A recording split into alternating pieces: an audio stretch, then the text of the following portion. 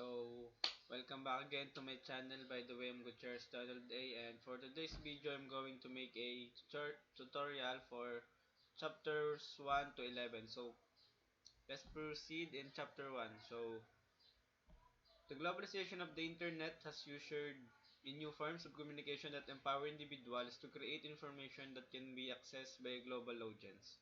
So, some forms of communications include texting, social media, collaboration tools, and blogs, and also wikis. So texting is enables instant real-time communication between two or more people.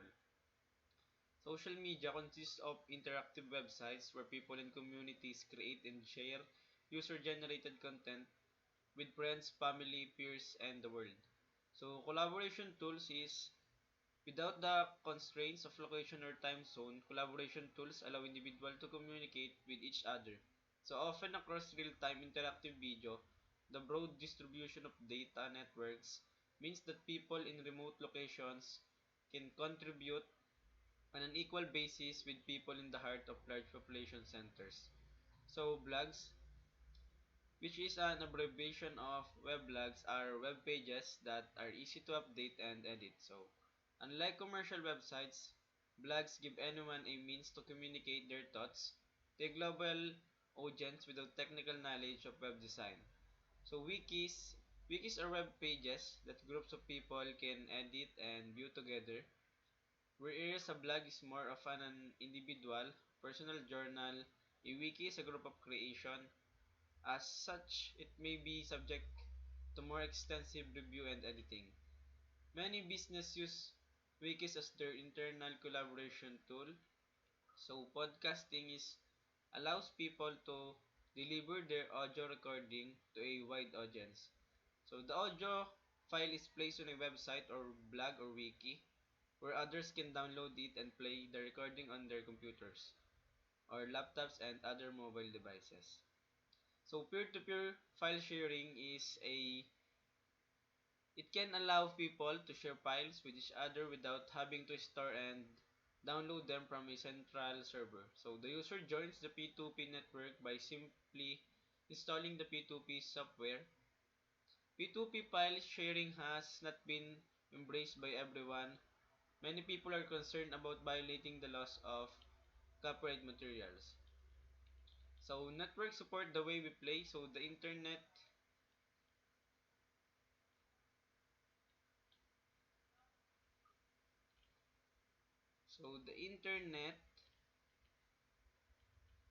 is used for traditional forms of entertainment. We listen to recording artists, preview or view motion pictures, read entire books, and download material for future offline access.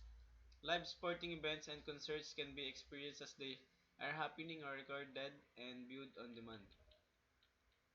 So networks enable the creation of new forms of entertainment such as online games, players, participate in any kind of online competition that game designers can imagine. So we compete with friends and foes around the world as if we were all in the same room. So networks of many sizes.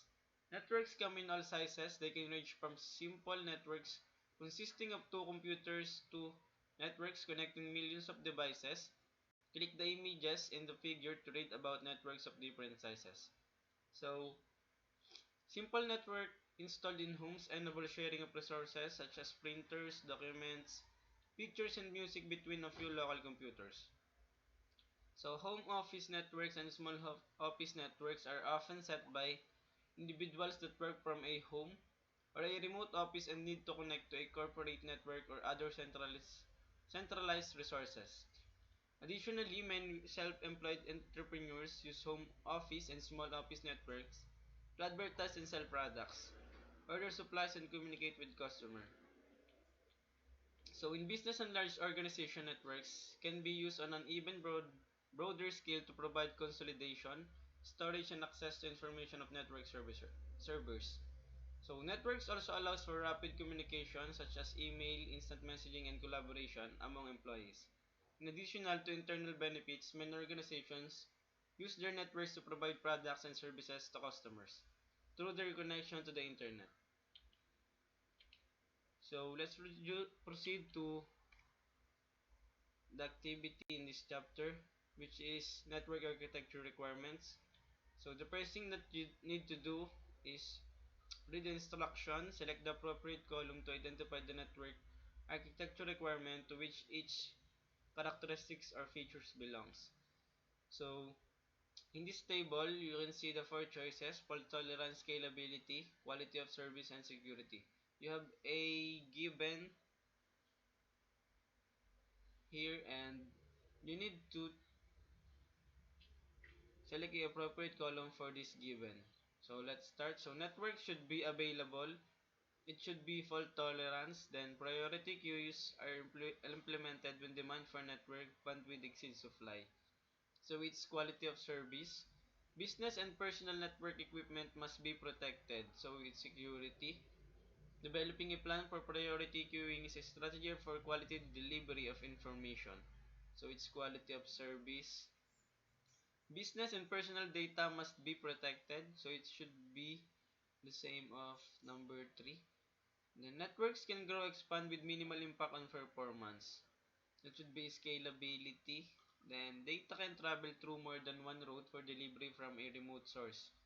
It should be fault tolerance. So common network standards allow hardware and software vendors to focus on product improvements and services.